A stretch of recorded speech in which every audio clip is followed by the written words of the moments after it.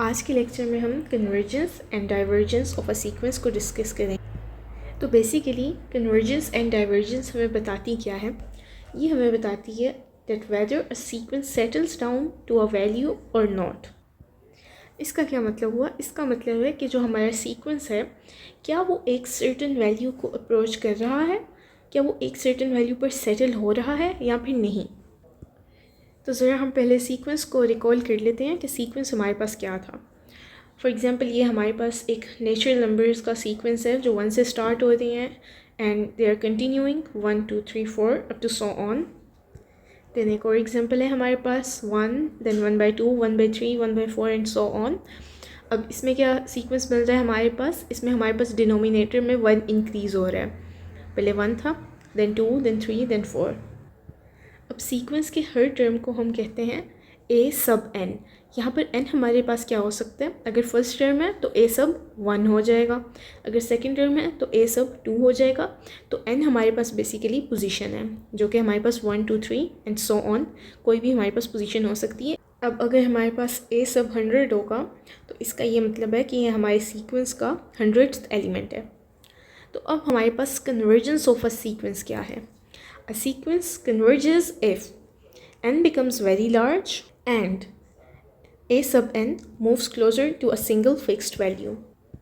इसका मतलब है कि एक सीक्वेंस हमारे पास कन्वर्जेंट कब होता है, कन्वर्ज कब करता है वो हमारे पास तब कन्वर्ज करता है अगर जो n है हमारे पास, जो कि हमारे पास नंबर ऑफ एलिमेंट्स हैं, बिकम्स वेरी लार्ज, मतलब कि हमारे पास नंबर ऑफ एलिमेंट्स बहुत ज़्यादा हो जाएं।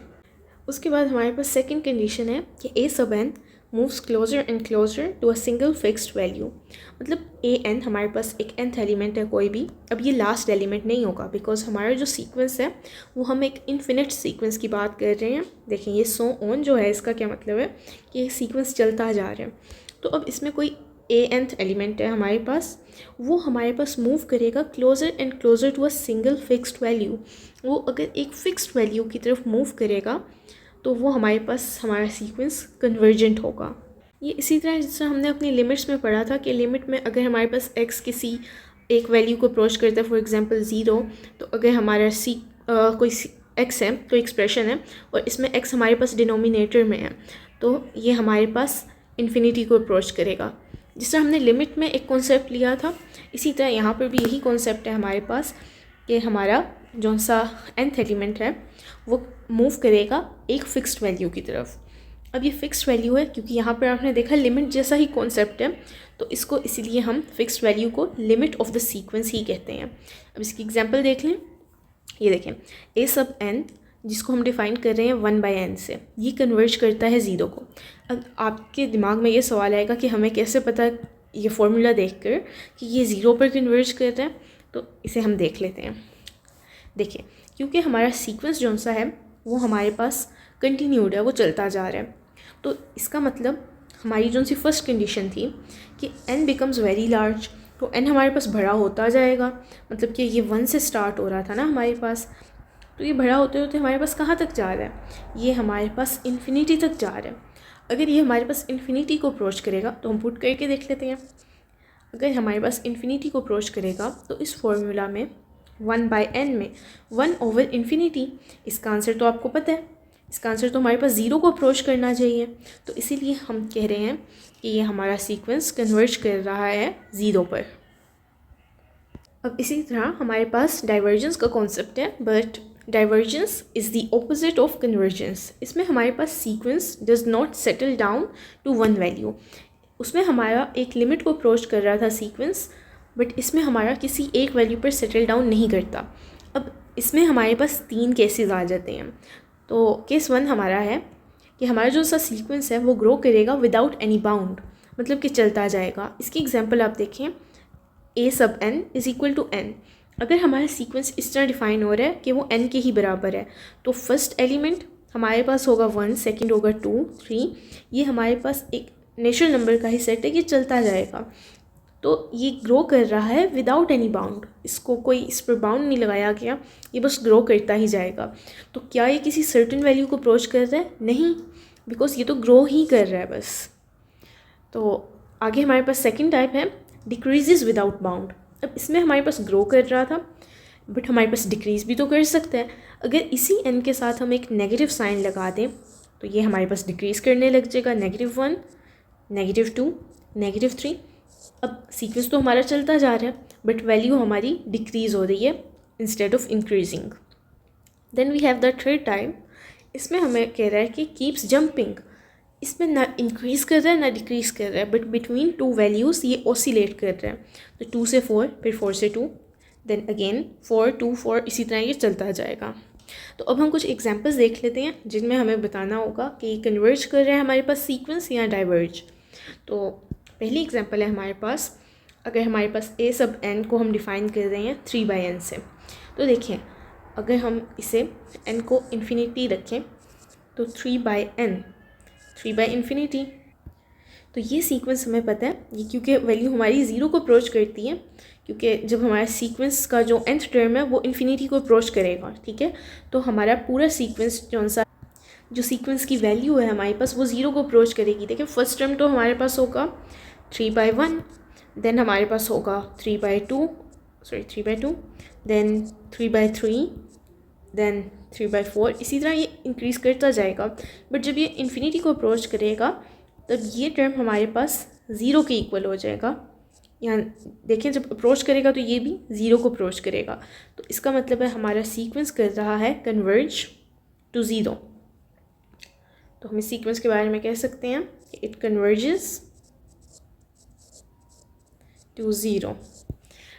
देन हमारे पास है सेकंड हमारी एग्जांपल।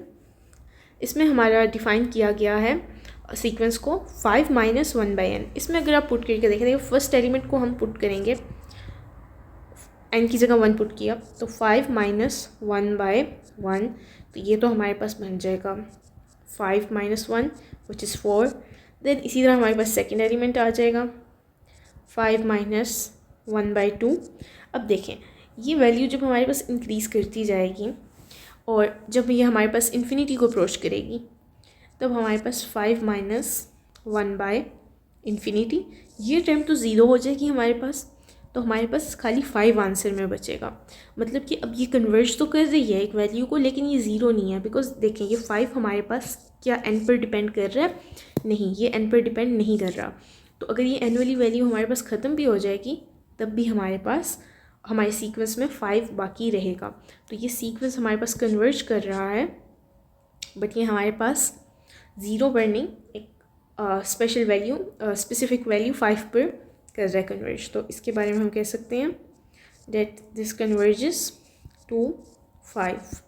देन ये एग्जांपल देखें आप, इसमें हमारे पास है nth टर्म हमारे पास डिफाइंड है by -1 raise to power n। अब इसके बारे में देखें, इसका फर्स्ट एलिमेंट हमारे पास होगा -1 की पावर 1, तो ये हमारे पास आ जाएगा -1। देन हमारे पास अगर जब इसकी पावर 2 हो जाएगी तब ये हमारे पास +1 आ जाएगा। देन जब पावर 3 हो जाएगी देन ये अगेन -1 आ जाएगा। देन 4 पावर पे हमारे पास ये +1 आ जाएगा। तो देखिए ये इसी तरह चलता जाएगा। तो ये हमारे पास आप देख सकते हैं -1 और 1 के दरमियान में ऑसिलेट कर रहा है। तो सीक्वेंस हमारा कन्वर्जेंट नहीं है, ये हमारे पास डाइवर्जेंट है। ये हमारे पास वो थर्ड केस है, divergent and oscillating between -1 and +1। Then हमारे पास फोर्थ एग्जांपल है, इसमें हमारा an डिफ़ाइन किया गया है n² से। तो ये देखें इसमें हमारे पास ये ग्रो करेगा, सबसे पहले 1, देन हमारे पास 2 का स्क्वायर आ जाएगा 4, देन 3 का स्क्वायर 9 आ जाएगा, देन 4 का स्क्वायर 16, ये इसी तरह ग्रो करता जाएगा हमारे पास। तो ये भी हमारे पास एक डाइवर्जेंट सीक्वेंस है। तो ये डाइवर्जेंट है, बट ये हमारे पास फर्स्ट केस है, इसमें हमारे पास इंक्रीज़ कर रहा है। तो ये हमारे पास पॉजिटिव इन्फिनिटी तक जाएगा, क्योंकि इन्फिनिटी हमारे पास एक स्पेसिफिक वैल्यू नहीं है, तो ये डाइवर्ज कर रहा है। बट क्योंकि हमें पता है कि ये पॉजिटिव ही रहेगा, क्योंकि स्क्वेयर्ड है ना, तो पॉजिटिव रहेगा, तो इसका मतलब है ये इंक्रीज़ कर रहा है, ना कि ये डिक्रीज़ कर रहा है, और ये डाइवर्जेंट है।